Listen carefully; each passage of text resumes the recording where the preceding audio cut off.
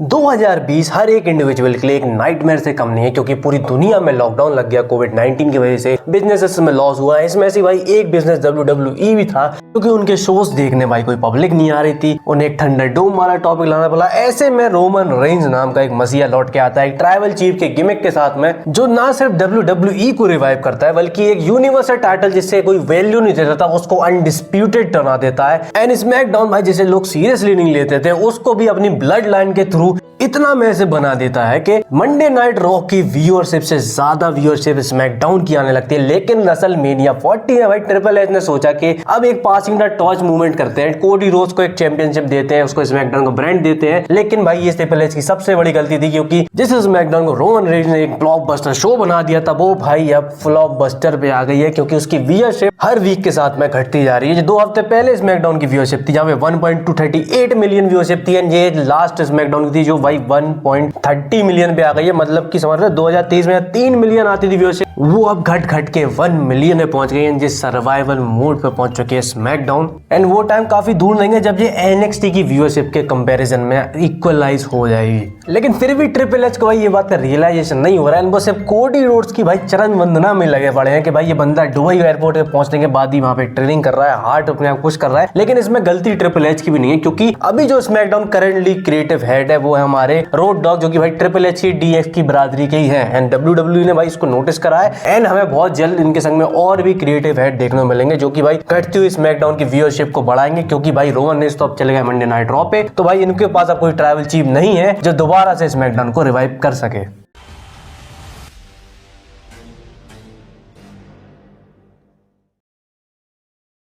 अब अगर 2020 की बात चली रही है तो इससे 2 साल आगे आते हैं, क्योंकि आज के दिन 3 साल पहले एक्सट्रीम रूल्स के मेन इवेंट मैच होने के बाद एक ऐसे बंदे की हमें रिटर्न देखने को मिलती है जिसे पहले तो विंस मैकमैन ने फायर कर दिया था 2021 के रेसलमेनिया के बाद। लेकिन ट्रिपल एच ने कंट्रोल लेने के बाद ये एक बढ़िया काम करा था, क्योंकि वो वापस ले आए थे भाई WWE के सबसे फियरेस्ट कैरेक्टर जो थे हमारे ब्रे वाइट। बट उनका ये रिटर्न ज्यादा लंबा चला नहीं, क्योंकि कुछ टाइम पहले उनने हार्ट अटैक की वजह से उनकी डेथ हो गई थी।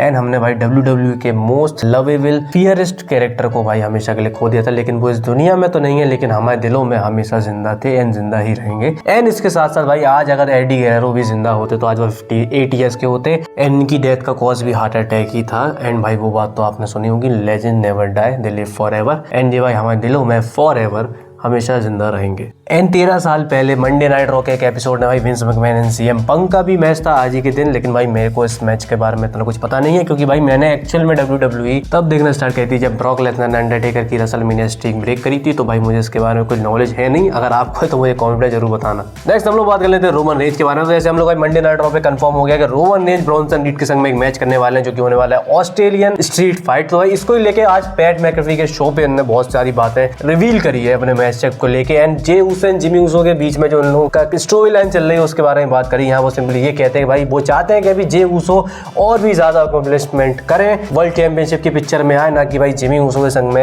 एक टैग टीम बने रह जाए। तो भाई ये सब इनकी स्टोरी लाइन चल रही है। एंड यहाँ पे इन्होंने अपने क्राउन जूल को लेके अपडेट बताई है। ये कह रहा है कि भाई यहाँ पे ये 100% फील नहीं कर रहा है। अभी कह रहा है मैं काफी हेक्टिक शेड्यूल से गुजर रहा हूँ भाई, अभी क्योंकि फ्लाइट से भी हो रहा है, जैकलैंड्स हो रहे हैं, एंड इससे पहले मूवी की शूटिंग भी कर रहे हैं। तो अभी उन्होंने बताया कि भाई वो 100% तो नहीं है, लेकिन भाई वो क्लियरली कंप्लीट करेंगे, अपना बेस्ट देंगे क्राउन जूल में। एंड बिल एफ्ता जो कि बहुत मशहूर जर्नलिस्ट है वहां के, भाई उन्होंने भी रोमन रेंज को भाई अब सीधा डिक्लेयर कर दिया कि भाई ये बंदा Hulk Hogan, Stone Cold, Steve Austin and Rock के लेवल का हो चुका है, क्योंकि भाई ये हर चीज में किल कर रहा है। ये बंदा भाई शो सोल्ड आउट के साथ साथ भाई अपनी मर्चेंडाइज भी जो नई लॉन्च करता है उसे सोल्ड आउट कर देता है। तो भाई ये अब उस लेगेसी को बिल्ड कर चुका है जो भाई एक टाइम पे Hulk Hogan, Stone Cold, Steve Austin and Rock ने अपनी करी थी WWE के करियर में।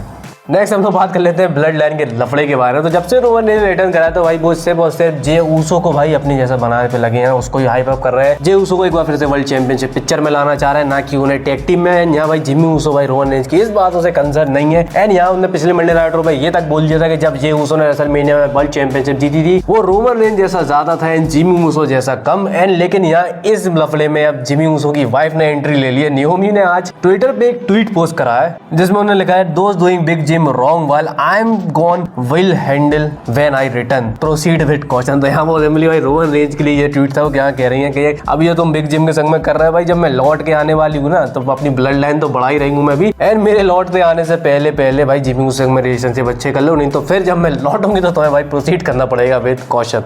एंड मंडे नाइट रॉ से भी काफी फनी मूवमेंट निकल के आए यहाँ पे आप देख सकते हैं। बेकी लिंच कहती है ना कि स्पोर्ट्स इलस्ट्रेटेड कहता है कि भाई वो नंबर 1 है, लेकिन यहाँ मैक्सिम डुपरी का एक पोस्टर लेके आया बंदा जो कह रहा है कि वो नंबर 1 है according to Sport Illustrated. And जैसे आस्का चिल्ला के बुलाती ना कायरी, वैसी भाई एक बंदा भी एनिमेशन टाइप का कैरेक्टर बना के इन दोनों का पोस्टर लेके आया था। एन लाइट का भी एक फनी किसी ने क्रिएट करा है। यहाँ पे आपको पता है सीएम बंग ने तो अपना फ्रेशर दिया था, लेकिन टैग इन करके एल नाइट आ गए थे, तो भाई विक्ट्री के जा रहे थे तो भाई एक हस्ती उनकी क्लिप रोक के वहां पे उनके दांत हटा के भाई 2 दांत लगा के ऐसा रेबिट टाइप का बना दिया। एंड ब्राउन ब्रेकर का भी एक फनी निकल गया, पता है भाई ये बंदा हील होने के बाद ही भाई कैसी बेई फेस जैसी हरकतें करता है। एंड यहाँ पे जैसे जे ऊसो करते ना 1 मोर टाइम का इशारा, ऐसे ही भाई इनके मैच जब हो रहा था ऊसोस का मैच, जब रोहन ने रिटर्न करे थे वो स्टेप करके भाई जे ऊसो को मॉक कर रहे थे ब्राउन ब्रेकर। अब मंडे नाइट रॉ में पॉल हेमन ने एक बात बोली थी कि भाई क्लैश एंड पैलेस के अलावा रोहन रेंज कभी स्ट्रेचर से नहीं गया, सिर्फ ब्रॉन्जर रीड ने उसे करा है। लेकिन भाई मैंने जैसे कहा था कि भाई ये शायद इनके प्लेनेट पे एग्जिट नहीं करता, वो किसी और यूनिवर्स से बिलोंग करते हैं, लेकिन यहाँ ब्रॉन स्टोमन ने ट्वीट करा था, मतलब एक क्या मतलब इसका मुझे ये नहीं पता, लेकिन वो सिंपली बता रहे थे कि भाई मैं हूँ बंदा इसने रोहन रेंज को स्ट्रेचर में पहुंचाया था। लेकिन यहाँ पॉल हेमन ने आज एक ट्वीट करा, ट्वीट का भाई लेटर ही लिख दिया, ट्रोल कर दिया पूरा। यहाँ वो ये तक बोलेगा भाई कि मुझे विश्वास नहीं है भाई तो अभी जिंदा भी है, तो भाई ये सब इनका कैरेक्टर चल रहा है। एंड जॉन सीना ने भी आज इंस्टा पे मिस की फोटो पोस्ट करी, लेकिन यहाँ इनका मैच का एंड नहीं कर रहा है, यहाँ सिंपली उनको बर्थडे विश कर रहा है क्योंकि आज मिस का बर्थडे है। एंड आज वो करेंटली 45 ईयर्स के हो चुके हैं। नेक्स्ट हम लोग बात कर लेते हैं पैसा हो तो क्या नहीं हो सकता मूवमेंट गॉड रियल के बारे में। तो अभी कुछ दिनों पहले सैंटोस एस्कोबार भाई WWE से वॉकआउट कर चुके थे, इनका कॉन्ट्रैक्ट एक्सपायर हो गया था, WWE ने ऑफर भी किया था, लेकिन इनने भाई साइन ना करके सिंपली वॉकआउट करके खुद को फ्री एजेंट बना लिया था। एंड WWE ने भाई अपने करंट सुपरस्टार लिस्ट में से इनको हटा के एलिमनाई सेक्शन वाली लिस्ट में डाल दिया था। लेकिन अभी कुछ रिपोर्ट के अकॉर्डिंग ये पता चल रहा है कि भाई एस्कोबार ने फिर से एक बार WWE संग में डील साइन कर लिया WWE से, एंड वो अभी कंपनी को दोबारा से ज्वाइन कर चुके हैं। तो यहाँ भाई इनका शायद से पैसे हो, लेकिन इनने भाई WWE से डील साइन नहीं करी थी, क्योंकि कभी कभी भाई WWE इतनी डिमांड नहीं देती, इतनी रेसलर डिमांड करता है। एंड अगर वो उनको मुंह मांगी रकम मिल जाए तो फिर तो वही मुहावरा से थे, भाई पैसा हो तो क्या कुछ नहीं हो सकता। एंड बुगर टी ने भी इसके ऊपर कमेंट करा कि भाई WWE भाई एक स्टोरी वाइज शो है, लेकिन भाई यहाँ रेसलिंग ओरिजिनल होती है, यहाँ सुपरस्टार अपनी पूरी बॉडी को दांव पे लगा देता है। एंड भाई काफी सारे रिस्क होते हैं जो हर एक रेसलर लेता है, एंड अगर उन्हें उनकी मुंह मांगे पैसे ना मिले तो भाई वो क्यों ही साइन करेंगे ऐसी कंपनी के संग में। एंड इसकी बात हो रही है तो भाई अब बात कर लेते हैं जो कल हो चुका है NXT का शोडाउन में। तो यहाँ भाई मुस्तफा अली भाई ईथन पेज को नॉर्थ अमेरिकन चैंपियनशिप के लिए फेस करे, तो यहाँ भाई इन्होंने काफी अच्छा मैच करा, लेकिन यहाँ जब इन्हें सुसाइड डाइव लगाई थी तो यहाँ बुकर टी का माइक इनके पैर फंस गया था। लेकिन जब ईथन पेज ने भाई इनको ऐसा धक्का दिया तो भाई मैं तो लिटरली शॉक हो गया था, काफी कैमरा एंगल से मैंने देखा। तो यहाँ भाई रिस्क तो बहुत लेते हैं ये लोग, लेकिन अगर थोड़ा सा और होता तो यार सीरियस कुछ कंकशन हो सकता था मुस्तफा अली को, लेकिन यहाँ पे रिटेन कर लिया ईथन पेज ने। एंड दी हार्डी वॉज भाई पहले बंदे बन चुके TNA के जिनने भाई NXT का कोई चैंपियनशिप जीती। यहाँ इनने भाई NXT चैंपियनशिप का इनका मैच हो रहा था, यहाँ भाई ये लोग पहला गोल्ड लेके आए TNA में जो कि है NXT का। अब ये लोग बॉबरी डगली एंड डीवान डगली को ही फेस करेंगे, जहाँ पे ये अपने दोनों टाइटल डिफेंड करेंगे जो NXT एंड TNA के टेक टीम डिवीजन के होंगे।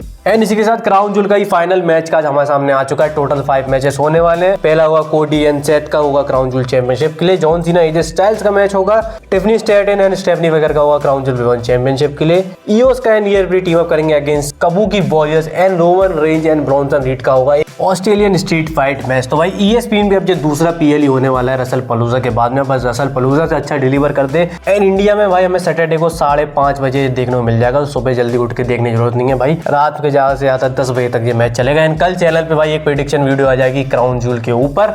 एंड आज की सारी अपडेट्स के लिए यही था भाई। अगर तुम वीडियो यहाँ तक देख रहे हो तो एल्गोरिथम कहता है भाई तुम्हें वीडियो पसंद आई है, अगर पसंद आई है तो भाई वीडियो को लाइक करो, चैनल को सब्सक्राइब करो ऐसे डेली WWE रिलेटेड कंटेंट के लिए। एंड भाई जेनेटिक्स का रोना बंद करो, एंड अच्छी तगड़ी फिजिक बनाने पे ध्यान दो। हम मिलेंगे अगले वाले, टेक केयर, बाय बाय, खत्म, बाय बाय।